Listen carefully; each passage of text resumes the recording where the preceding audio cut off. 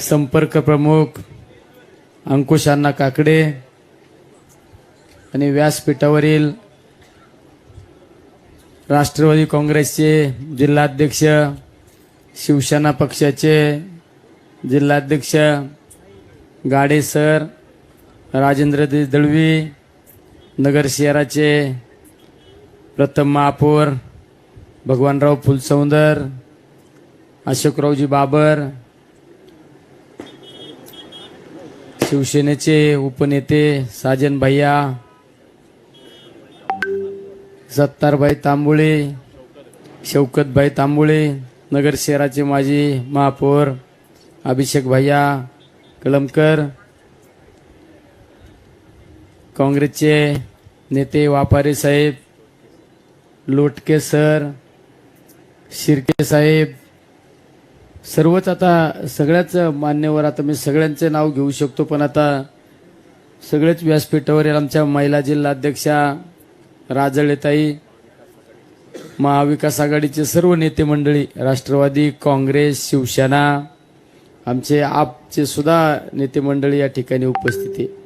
गाडे सरांनी मगाशीच सांगितलं का निलेश लंके हे शिवसेनेचेच होते, पण माझ्या उमेदवारीचा सगळ्यात जास्त आनंद शिवसैनिकांना जास्त झालेला आहे.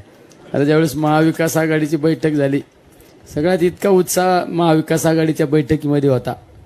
आमचे काँग्रेसचे जिल्हाध्यक्ष कुठे गेले काय, सर्वच म्हणजे महाविकास आघाडीच्या सर्व नेते मंडळींना त्या दिवशी आपण जी महाविकास आघाडीची बैठक घेतली त्या बैठकीचा एक आनंद वाटत होता. आणि आपण निवडणुकीला सामोरं जायच्या आधी आपण आपल्या मतदारसंघातील प्रश्न जाणून घेतले पाहिजे, आपल्या मतदारसंघातल्या अडचणी जाणून घेतल्या पाहिजे. आणि त्या अडचणी जाणून घेण्यासाठी, त्या समस्या जाणून घेण्यासाठी आपण आपल्या आराध्य दैवत आपल्या माता मोठा देवीला नतमस्तक होऊन आपल्या या यात्रेचा आज शुभारंभ केलेला आहे. ही यात्रा 16 दिवस चालणार आहे आणि या 16 दिवसामध्ये आपण जास्तीत जास्त गावामध्ये जाऊन त्या गावातल्या, त्या परिसरातल्या अडचणी जाणून घेण्याचा प्रयत्न करणार आहे. त्या ठिकाणच्या समस्या काय, त्या ठिकाणी रस्त्याचा प्रश्न काय, त्या ठिकाणी वेगवेगळ्या अडचणी काय, पिण्याच्या पाण्याचा प्रश्न काय, बेरोजगारीच्या काय प्रश्न, हे सगळे प्रश्न जाणून घेण्यासाठी आपण ही जनसंवाद यात्रा, स्वाभिमान जनसंवाद यात्रेचा शुभारंभ मोठा देवीच्या या परिसरामधून केलेले आहे. आणि देवी मातेला जर दर्शन घेऊन आपण आपली ही स्वारी सुरू केल्यानंतर ही स्वारी डायरेक्ट आता दिल्लीतच जाऊन थांबत असते. हे काय आता हे थांबत नसतं, हे जगन्नाथ का रथ आहे. या जगन्नाथाच्या रथाला कुणी आता खांदा देईन, पुढे गेल्यावर कुणी खांदा देईन, पण ह्या काय रथ काय थांबत नसतो. ही थांबणारी गोष्ट नाही. आणि मी सुद्धा बऱ्याच निवडणुका पाहिल्या, पण या निवडणुकीमध्ये मला एक वेगळं चित्र जाणवलं, कारण ही जनतेने निवडणूक हातात घेतल्याने वाटते मला. म्हणजे मला काल परवा आम्ही शेवगाव भागामध्ये होतो, काही तरुण सहकारी मला भेटले, संतोषराव, आणि त्यांनी सांगितलं आता तुम्ही जरी म्हणले ना मतं नका देऊ तरी आम्ही तुम्हालाच मतं देणार आहे. म्हणजे अशी परिस्थिती निर्माण झालेली.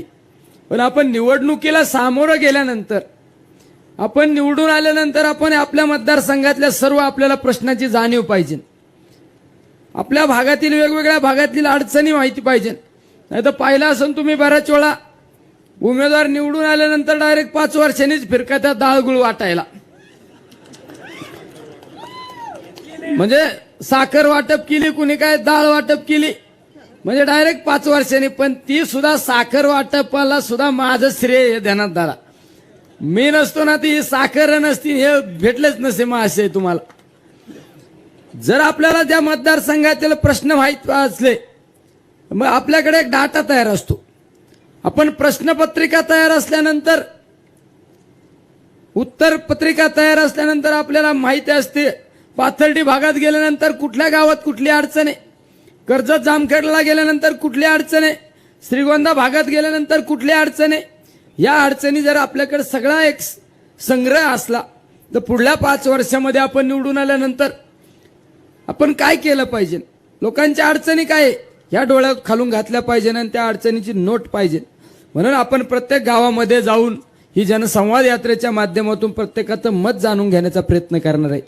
त्याचा शुभारंभ आज या ठिकाणी केला मोठा देवीचं दर्शन घेऊन आणि त्याचा समारोप नगरच्या विशाल गणपतीचं दर्शन घेऊन आपण त्याचा समारोप करणार आहे। तो समारोपाचा कार्यक्रम आपले सर्वांचे युवा नेते आदरणीय आदित्य ठाकरे साहेबांच्या उपस्थितीमध्ये त्याचा समारोप करणार आहे। नंतरच्या 17 तारखेपासून तर 25 तारखेपर्यंत एक फॉर्म भरण्याचा कालावधी आणि नंतरचा निवडणुकीचा धामधुमीचा कालावधी असणार आहे। पण या 16 दिवसामध्ये आपण जास्तीत जास्त गावात जाऊन भेटी घेण्याचा प्रयत्न करणार आहे, त्यांच्या अडचणी जाणून घेण्याचा प्रयत्न करणार आहे। आपल्या भागामध्ये मला सुद्धा बऱ्याच पत्रकारांनी प्रश्न विचारला की तुम्ही निवडणुकीला कसं सामोरं जाणार। मी सांगितलं निवडणुकीला सामोरं जात असताना हा मतदारसंघ भौगोलिकदृष्ट्या सर्वात मोठा मतदारसंघ आहे आणि या मतदारसंघातल्या वेगवेगळ्या भागातील अडचणी आहेत। आपला भाग जवळजवळ 70-75% भाग आपला दुष्काळी भाग म्हणून आपल्या मतदारसंघाकडे पाहिलं जातं। नगर दक्षिण मतदारसंघाकडे एक 15-20% हा भाग पिण्याच्या पाण्याच्या ओलिताखाली असणारा भाग आहे। मग 75% जर भाग दुष्काळी आहे मग त्या भागातल्या अडचणी काय, तर सगळ्यात महत्वाची अडचण आहे ती म्हणजे बेरोजगारी। जर आपण बेरोजगारी मात करू शकलो तर माझ्या बेरोजगार तरुणांना जर आपण रोजगार देऊ शकलो तर ते कुटुंबाला त्या ठिकाणी एक आधार देण्याचं काम आपण भविष्य काळात करणार आहे। माझा तर एक निर्धार आहे, मी बोलतो ते करतो आणि जे करतो तेच बोलतो। आता बऱ्याच वेळा लोक दुसऱ्याच्या झेंड्यावर पंढरपूर करतात, माहिती आहे ना तुम्हाला। काम आपण मंजूर करायचे, नारळ त्यांनी फोडायचे। सगळ्यात जास्त अनुभव कुठे गेले की आमदार साहेब, हे दोघांना पण अनुभव विचारा। माझ्याकडे सुद्धा आता यांनी सबस्टेशन मंजूर केले, दुसऱ्यात नारळ फोडून जातात। अरे काय घेणं नाही देणं नाही, त्यांचं काही पत्र नाही। म्हणजे आपण जे बोलतो ते करतो आणि जे करतो तेच बोलतो। भविष्य काळात तुम्ही जर मला संधी दिली ना, प्रत्येक तालुक्यात MIDC उभी केल्याशिवाय स्वस्त बसणार नाही। प्रत्येक तालुक्यात MIDC, ही बेरोजगारी कमी झाली पाहिजे। या माझ्या बेरोजगार तरुणांना हाताला काम मिळालं पाहिजे। मागच्या कालखंडामध्ये पाहिलं असेल, एका बाजूने विकासाच्या गप्पा मारायच्या आणि महाराष्ट्रातले मोठमोठे उद्योगधंदे गुजरातला घेऊन जाण्याचं काम या राज्यामध्ये केलेलं आहे। पिण्याच्या पाण्याच्या बाबतीत सुद्धा अनेक योजना आहे। आमच्या नगर भागामध्ये साखळाई म्हणून योजना आहे, ती योजना निवडणूक आल्यानंतर मतं मागायची आणि परत 5 वर्ष त्या योजनेकडे पाहायचं नाही।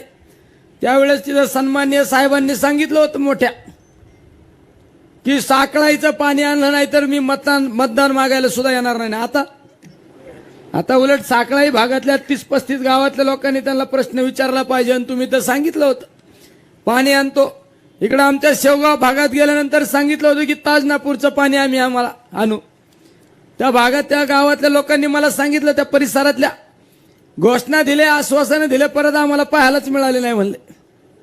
म्हणजे आमच्या घोसपुरी भागात MIDC आणू, घोसपुरी भागात MIDC आणू, खरवंडीला पाणी आणू, इतक्या मोठमोठ्याला गप्पा मारल्या। लोकांना वाटलं आईला खरं काहीतरी करीन, पण 5 वर्ष तुम्हाला बघायला सुद्धा मिळाले नाही।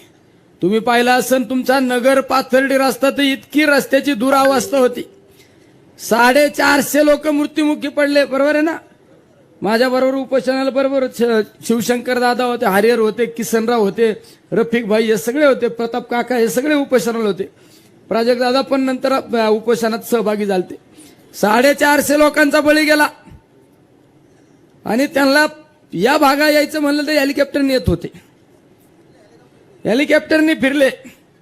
अरे त्या रस्त्याच्या कामासाठी आम्ही उपोषणाला बसलो, त्यांनी सत्तेचा गैरवापर केला। कलेक्टरला सांगितलं, आम्ही कलेक्टरच्या दारात उपोषणाला बसले असताना सांगितलं की अजिबात उपोषणाकडे जायचं नाही। पण आम्ही पण हट्टी आहेत, आम्ही जे ठरवलं तेच करतो। आम्ही सांगितलं नाही, आम्हाला माहित नाही, आम्ही उठणार नाही।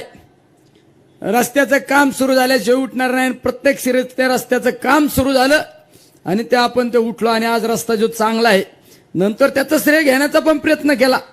मी मोठा देवीच्या देवदर्शनाला आलो, इथं बोर्ड लागले होते का रस्त्याचा, म्हणजे यांच्या माध्यमातून रस्ता झाला। म्हणजे फक्त खोटे आश्वासने द्यायचे।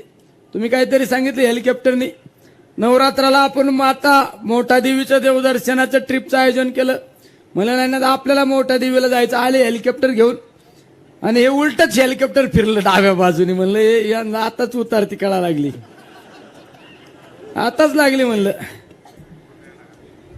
देवीला पण कवा शिवसेना बरोबर आहे ना.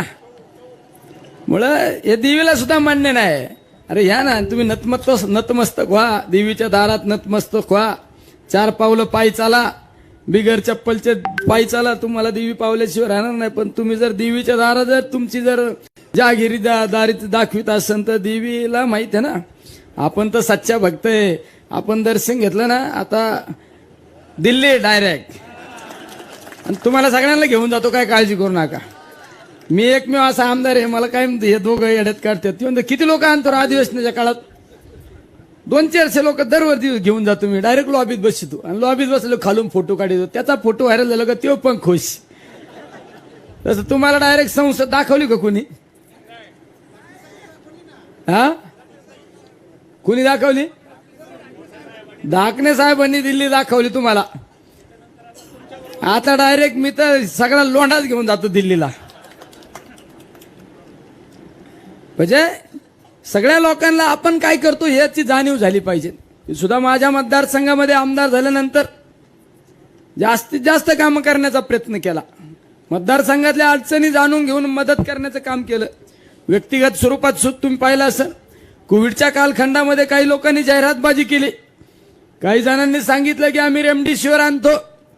अरे कोणाला रेमडेसिवीर दिले? 4 लोकांना फक्त, तुमच्या बगल बच्चांना रेमडेसिवीर दिले. बाकी लोकांना तर विकत रेमडेसिवीर वाटले.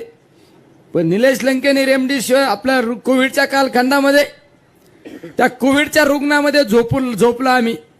24 तास त्या लोकात राहिलो आणि 33,000 लोकांना उपचार देऊ शकलो. 33,000 लोकांना जीवदान दिलं.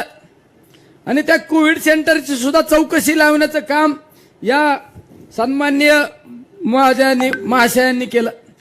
म्हणजे मी तर सांगितलो, तुम्ही तुमच्या राजकीय कारकिर्दीमध्ये तुम्ही चांगले कामं किती केले सांगा. तुम्ही जे केले ते फक्त याला त्रास द्या. या कार्यकर्त्याचं क्रेशर सेल झालं पाहिजे, या कार्यकर्त्याच्या गाड्या पकडा, या कार्यकर्त्याचा व्यवसाय कसा बंद होईल हे पहा. तुमच्यात पाथर्डी शेवगाव या भागामधील एका सरपंचाने फक्त त्या शेतकऱ्याची बाजू मांडण्याचा प्रयत्न केला. अरे सांगितलं की तुम्ही ती डाळ गुळ वाटण्यापेक्षा शेतीच्या मालाला बाजारभाव वाढवण्यासाठी प्रयत्न करा. दुसऱ्या दिवशी त्या गावाच्या सरपंचाच्या त्या दारात शाळेचं काम चालू होतं आणि त्या शाळेच्या वाळू पडली होती म्हणून 16 लाख रुपयाचा दंड केला. 16 लाख रुपये. त्या प्रांताला फोन केला मी, मते नावाच्या प्रांताला. म्हणलं प्रांत साहेब एक असं काय केलं तुम्ही? शाळेचं काम चालू आहे, सरपंचाचा काय दोष आहे? त्यांना तुम्ही समजून घ्या ना साहेब, लय दबाव. आमच्या श्रीगोंदा तालुक्यातल्या एका शेतकऱ्यांनी प्रश्न विचारला. ज्यावेळेस हे साखर डाळ गुळ वाटायला गेले त्यावेळेस त्या शेतकऱ्यांनी प्रश्न विचारला, साहेब हे वाटण्यापेक्षा 35 रुपयाची डाळ वाटण्यापेक्षा आमच्या कांद्याच्या पिकाला बाजारभाव वाढला पाहिजे, दुधासाठी काहीतरी करा. शितोळे नावाच्या शेतकऱ्याला दुसऱ्या दिवशी वनीकरण विभागाचे अधिकारी पाठवले आणि सांगितलं तुझं शेततळ अतिक्रमणात आहे, उद्याच्या उद्या अतिक्रमण काढलं पाहिजे, शेततळ काढून टाकलं पाहिजे. त्यावेळेस त्या शेतकऱ्याच्या मुलांनी विचारलं का आम्हाला नोटीस द्या ना साहेब. त्या अधिकाऱ्यांनी सांगितलं नोटीस बिटीस नाही. त्याला वाटलं आता आपल्याला कोणाचा आधार. अधिवेशन चालू होतं आमचं 6 दिवसाचं अधिवेशन. मला फोन आले, बरेच मिस कॉल पडले होते. मला रे कोणाचे जास्त फोन पडले त्याला पहिलं प्राधान्य माझ्याकडे फोन उचलला. मला रे 8 मिस कॉल कोणाचे पडले, काय अडचणी दे कार्यकर्ता बघा रे. त्याला फोन केला तेव्हा म्हणला मी श्रीगोंद्याहून बोलतोय, माझ्या वडिलांनी प्रश्न विचारला म्हणून आमच्याकडे वनीकरणाच्या विभागा अधिकाऱ्यांनी दमबाजी केली आणि सांगितलं उद्या शेततळ काढून टाका. म्हणलं नोटीस, त्यांना नोटीस बिटीस काय नाही. त्या शेतकऱ्याला म्हणलं उद्या आहे माझ्याकडे. त्या अधिकाऱ्याला फोन केला, म्हणलं का तुम्ही शेततळ काढायला सांगू राहिले त्याला. ते नाही ना त्या अतिक्रमणात ते. म्हणलं मग नोटीस बिटीस काय पद्धत आहे का नाही. तर नाही ते करावं लागेल. मी अधिकाऱ्याला सांगितलं जर शेततळ काढशील ना तर माझ्याशी गाठी, मी उद्या इथे येईल आणि तुला लय अतिक्रमण काढायचं वेळच घाटाल 4-5 एकर काढ ना म्हणलं अतिक्रमण. अरे स्वतः काचच्या घरात राहायचं आणि दुसऱ्या दगड आणायचे, ही पद्धत या ठिकाणी चालू आहे. महानगरपालिकेची आमचे नगरसेवक बसलेले आहेत सगळे. महानगरपालिकेच्या त्या ठिकाणी अधिकाऱ्यांवर दबाव आणून 3.5-4 कोटी रुपयाची पट्टी माफ केली. बरोबर आहे की नाही? पाणी पट्टी 3.5-4 कोटी रुपयाची पट्टी माफ केली. म्हणजे फक्त आपल्या पोळीव कसं तूप ओढता. राजकारणामध्ये दोन वर्ग असतात मित्रांनो. एक वर्ग असतो की सत्तेतून संपत्ती, राजकारणातून सत्ता मिळवायची, सत्तेतून संपत्ती कमवायची, प्रतिष्ठा कमवायची, आणि लोकांना फक्त मोठ्या गप्पा गोष्टी मारावायच्या आणि भूलभुलाया करायचा. राजकारणामध्ये एक दुसरा वर्ग असतो, त्या वर्गामध्ये आम्ही काम करणारे सर्वसामान्य कार्यकर्ते. राजकारणातून सत्ता मिळवायची आणि सत्तेच्या माध्यमातून माझ्या सर्वसामान्य लोकांना कसा न्याय देता येईल, माझ्या गोरगरीब लोकांना कशी मदत करता येईल, माझ्या त्या मतदारसंघातील प्रलंबित प्रश्नाला आपण त्या ठिकाणी प्रश्न सोडवणूक करता येईल, यासाठी सत्ताचा वापर करणारे आम्ही सर्व कार्यकर्ते या ठिकाणी बसलेलो आहे. मी तर कालही आमदार नव्हतो, आजही आमदार नाही, उद्या पण आमदार नसणारे. मी आजही कार्यकर्ता आहे, उद्या पण कार्यकर्ता असणारे, परवा पण कार्यकर्ता असणारे. नेहमी कार्यकर्ता म्हणून आम्ही प्रत्येकाला त्या ठिकाणी मदत करण्याचं काम केलं जातं. आता तर एका कार्यकर्त्यांनी तर डायरेक्ट सांगितलं होती, यांचा एक रेकॉर्डिंग कॉल दाखवा आणि 1000 रुपये मिळवा. त्याचा तर इतका मला आता सुरू झालंय. सकाळीच आमच्या केडगावच्या एका नगरसेवकांनी मला फोन केला. मी म्हणलं बोला विजयराव काय. ते म्हणलं काय नाही, आम्ही इथं मॉर्निंगचा ग्रुप एक, त्या ग्रुपच्या आमची पॉईंट लागली होती. तुझा साहेब फोन उचलितो का आमचा माणूस फोन उचलितो बघा. त्याच्या साहेबाचा तर फोन उचलायचा काय संबंध नाही, पीएच नाही फोन उचलितो, साहेबाचा काय विषय. मला फोन म्हणलं बोला काय विजयराव. ते म्हणलं काय नाही, मी 10,000 रुपयाचे पैन जिंकलो. म्हणलं बरं वा. आता म्हणजे एवढ्या लोकांना जर तुम्ही निवडून आल्यानंतर 5 वर्षामध्ये लोकांना त्या ठिकाणी भेटत नाही, कार्यकर्त्यांना शेवट सत्य. आपण ज्यावेळेस एखाद्या पदावर जातो लोकप्रतिनिधी म्हणून, त्या पदाचा अर्थ काय, तुम्ही जनतेचे सेवक असता आणि जनता ही राजा असती. तुम्हाला असं वाटतं की आम्ही पदावर आल्यानंतर आम्ही राजा आहे आणि जनता ही म्हणजे आमची प्रजा आहे. शेवट तुम्ही बसलेले राजा आहे, तुम्ही ठरवणार आहे आम्हाला कुठल्या जागेवर बसवायची. मग आज या ठिकाणी कुणी आमदार आहे, कुणी नगरसेवक आहे, कुणी महापौर आहे, कुणी सरपंच आहे, हे कुणी ठरवलं? तुम्ही ठरवलं म्हणून आम्ही पदावर आहे. उद्याची ही लोकसभेची निवडणूक आहे, नगर दक्षिण लोकसभेची निवडणूक. तुम्ही ठरवणार आहे कोणाला दिल्लीला पाठवायचं.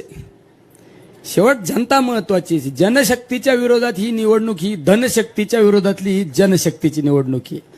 बऱ्याच वेळा आता सांगितलं जातं की आता लय मोठी यंत्रणा येणार आहे आणि मग आता काय सगळंच होणार आहे. मला बऱ्याच जणांचे फोन आले आता जरा निवडणूक जरा वातावरण सुरू होत तर काय म्हणू नको, जरा तिकडून येऊन द्या रसद. मी सांगतो तू पण घे निम्मे मला पण दे खर्चायला. म्हणजे रसद यंत्रणा, हे यंत्रणा सगळी भाडोत्री आहे, हे डब्या डुब्यावाले आहेत हे यंत्रणा. पण निलेश लंकेकडे यंत्रणा आहे, जीवाभावाचे लोक आहे माझ्याकडे. ही ताकद माझी महत्वाची. मला जर एखाद्याने प्रश्न विचारला तू आयुष्यात काय कमवलं, मी सांगू शकतो मी आयुष्यात काय कमवलं मला माहित नाही. मी आयुष्यात जे कमवलं हे लाख मोलाचे माणसं ज्यांची किंमतच होऊ शकत नाही असे माणसं कमवण्यात त्या ठिकाणी कमवलेले आहे. उद्याच्या भविष्यात निवडणुकीला सामोरं जात असताना या भागातील प्रलंबित प्रश्न सोडवण्यासाठी आपण त्या ठिकाणी आपल्या राजकीय कारकिर्दीचा उपयोग करणार आहे.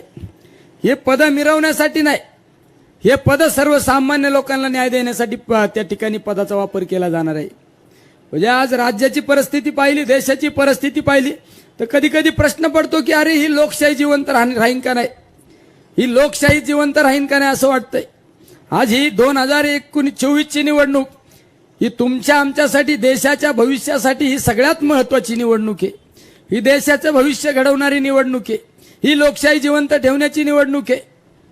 त्यामुळे सर्वांनी विचारपूर्वक, प्रत्येकांची एक भावना पाहिजे, निलेश लंके उमेदवार नाही आम्ही सर्वजण उमेदवार आहे. हीच ज्यावेळेस प्रत्येकामध्ये भावना निर्माण होईल त्यावेळेस ही निवडणूक म्हणजे आपण इतक्यात सहजपणे ही निवडणूक जिंकू शकतो. निवडणुकीचा निकाल तर ठरलेला आहे, तुम्हाला मित्रांनो सांगतो. कुणी काही करू द्या, कम से कम 2 लाख लावू द्या यंत्रणा लावून द्या. काय हिंडायचं कोणाला हिंडून द्या. हे प्यादे बदलू शकतात, प्यादे बुद्धिबळाच्या खेळातले प्यादे बदलू शकतात पण हे सैनिक बदलू शकत नाही, हे मला खात्री आणि विश्वास आहे. तुम्ही राजकारण कुणाला एखादा दबाव आणू शकता, तुझी चौकशी लावीन, तुला हे करीन ते करीन. माझ्या शेतकऱ्याची काय चौकशी लावणार आहे, माझ्या सर्वसामान्य लोकांची काय चौकशी लावणार आहे. शासकीय यंत्रणेचा दबाव टाकून तर इतक्या चुकीच्या पद्धतीने काम चालू आहे. इतका गैरवापर चालू आहे. अरे काल परवा आमच्या भिंगार परिसरातील आमच्या एका युवक कार्यकर्त्यांनी राष्ट्रवादीमध्ये प्रवेश केला म्हणून दुसऱ्या दिवशी तडीपारीची नोटीस काढली. पोलीस कर्मचाऱ्यांनी शिवपुत्र संभाजी महाराजांच्या महानाट्याच्या पास वाटप चालू असताना फक्त शाळेमध्ये छत्रपती संभाजी महाराजांचा इतिहास सांगण्याचा प्रयत्न केला म्हणून त्या पोलीस कर्मचाऱ्याला निलंबित केलं. एक शिक्षक फक्त आमच्या विचाराचा शिक्षक असल्यामुळे त्या बाळासाहेब खिलारी नावाच्या शिक्षकाला निलंबित केलं. अकोल्याचे 2 शिक्षक एका चौकात फक्त या लोकसभेच्या निवडणुकीचं विश्लेषण करीत होते म्हणून त्या शिक्षकांना निलंबित केलं. इतका शासकीय यंत्रणेचा गैरवापर करण्याचं काम त्या ठिकाणी चालू आहे. शासकीय यंत्रणेच्या माध्यमातून प्रत्येकाला दबाव आणण्याचा प्रयत्न केला जात आहे. काही कर्मचाऱ्यांना आता निरोप येऊ राहिलेले, बघा तुम्ही जर कुठे दिसले तर तुम्हाला निलंबित करू. काही आता सरपंचाला सांगितलंय तू फक्त गप्प बस, तुझं काय असेल ते गप्प बसायचं, तुझं पॅकेज पोच होईल. अरे पॅकेज दबाव हे किती दिवस चालणार आहे? रावणाचा सुद्धा शेवट झालेला आहे. रावणाचा सुद्धा शेवट झालेला. तुम्ही कोण हो? तुम्ही तर इथं म्हणतो राजकारणातलं एक ग निर्माण झाला ना, अहंकाराचा शेवट काय होतो? अहंकाराचा शेवट होत असतो. हे सगळ्यात महत्वाचे. या देवी मातेने सुद्धा राक्षसाचा संहार केलेला आहे. देवी मातेच्या रूपाने सुद्धा राक्षसाचा ज्या ज्या वेळेस या समाजामध्ये विकृती निर्माण होते त्याचा संहार करणारे कोणीतरी तयार होतं ना. त्याच पद्धतीने आपल्या या मतदारसंघामध्ये राजकारणाचा सत्तेचा गैरवापर करण्याचं काम या ठिकाणी नेहमी त्या ठिकाणी केलं जात आहे. आपल्याला सुद्धा निवडणुकीच्या माध्यमातून आजच आपण जनसंवाद यात्रेला सुरुवात करत आहे. मी 2019ला विधानसभेच्या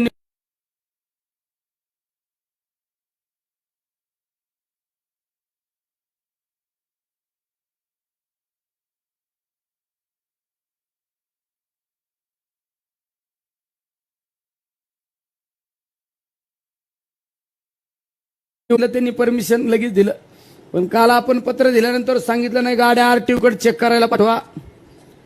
मग आरटीओ झालं, मग ते डिपार्टमेंट व्हेरीफाय करीन. अरे तुम्हाला काय ताकद लावायची चुकीच्या पद्धतीने लावा. तुमचं फक्त 13 तारखेपर्यंत चालणार आहे दुकान आहे ते दुकान तुमचं बंदच पडत असतं. आणि प्रत्येक तालुक्यात त्यांना 4-6 डापडेवाले ठेवलेले आहेत. त्या डापडेवाल्यांनीच वाजवायचं. ते म्हणून नाही मग पहिनीला नाही तर तू या साहेबाला फोन लाव, मी माझ्या माणसाला फोन लावतो. नाही फोन उचलला तर अर्धा तासात रिटर्न नाही फोन आला नाही मी तुझ्या तंबूत दाखवलो तर नाही तू माझ्या तंबूत दाखवलो. अरे हे फक्त लोकांना राजकारणातून फक्त आपल्या प्रतिष्ठेसाठी लोकांना त्या ठिकाणी दबाव तंत्राखाली ठेवण्याचं काम या ठिकाणी केलं जात आहे. त्यामुळे या जिल्ह्याला मी सांगू इच्छितो, मोकळा श्वास घेतला पाहिजे. कोणाला कोणत्या पद्धतीने कोणाला कोणत्या विचाराने राजकारण करायचं असेल त्यांना राजकारण करून द्या. प्रत्येक तालुक्यामध्ये ढवळाढवळ करायची, प्रत्येक तालुक्यामध्ये चुकीच्या पद्धतीने सत्तेचा गैरवापर करण्याचं या मतदारसंघामध्ये काम चालू आहे.